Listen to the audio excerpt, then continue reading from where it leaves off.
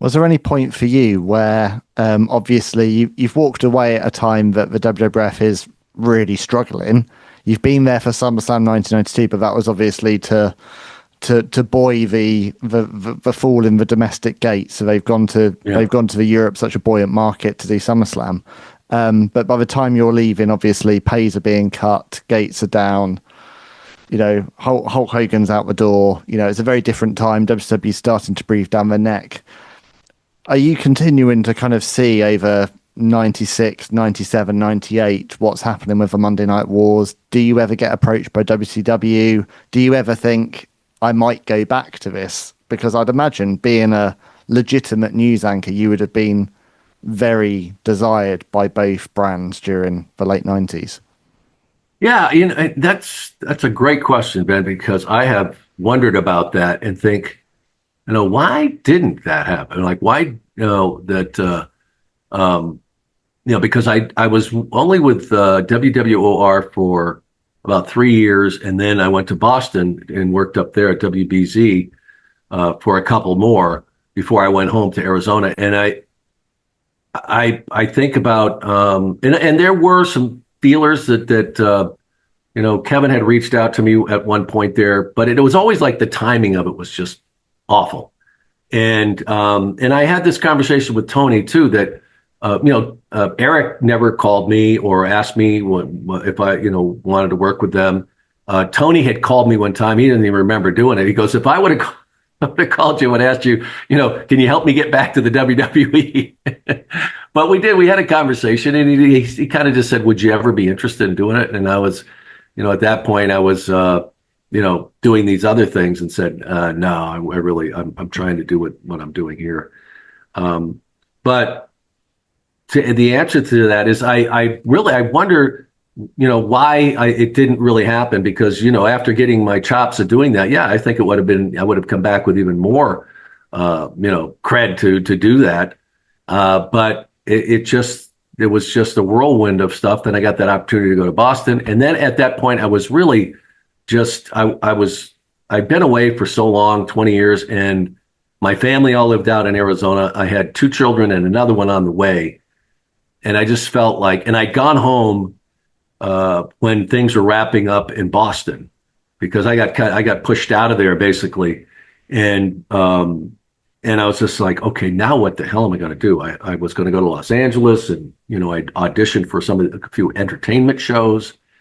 And then I had one of these when we came out here, and it was just a perfect place. And my family was all out here, and my wife at the time's parents were living here. And I just thought, okay, am I being selfish?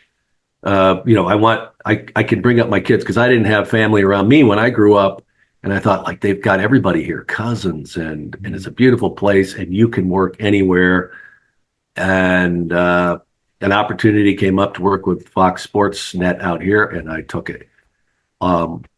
So, it was a great place to be for my kids to grow up, and it was awesome for them. But personally and selfishly, I'm like, God dang, I could have gone back and done, and who knows.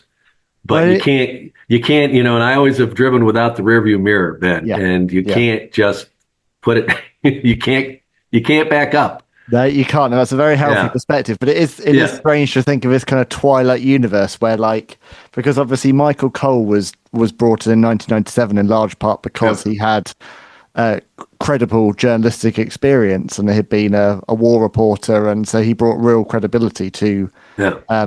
to WWF at the time. It's just funny to see this parallel world where perhaps Sean Mooney could be, coming up to his 30 years with WWE. So And believe me, I have that. I've had some long nights, yeah, sleepless uh, nights, thinking about that. but But no regrets really, as far as you know, the time I had there, and that's the way I look at it, yeah, and embrace it now. And that's why I love. I've been doing this podcast with 10 Count Media yeah, with Steve Fall, and we do like the Golden Era. I didn't realize I still had so many stories to tell. because, I did Prime Time with Sean Mooney, which is the podcast, and all those episodes are up. I think there's more than 200 original episodes. If there's somebody you wonder what happened to them, I probably talked to them. So check it out, and you can hear their stories. And they really are great stories. But it's a different perspective when you're asking the questions, right, Ben? Yep. So I hadn't been on the other side, and when I was first approached about doing a podcast, that's how they kind of came at me. And I'm like, there's no way I could have a podcast that's going to last like that. I don't have enough stuff. Well, yeah, I did, and now people are seeing me from that other side, and it is amazing to me every week. Steve comes up with these things, the topics, and I'm thinking, well, I don't even remember that stuff. But one thing I've always done for sure is I've always researched, and it's amazing, Ben, when I go and I look up and I watch these things, some vault is opened, and then this comes back to me, and this story comes back to me, and there's something else about this guy that I've never ever talked about, and so we've done 20 something episodes already, and we start out you do an hour, and suddenly it's an hour and 20. You're going like, I didn't think I had 10 minutes worth of stuff. Well, as you know, when you talk to me, when you talk wrestling, yeah, he'll just keep coming at you.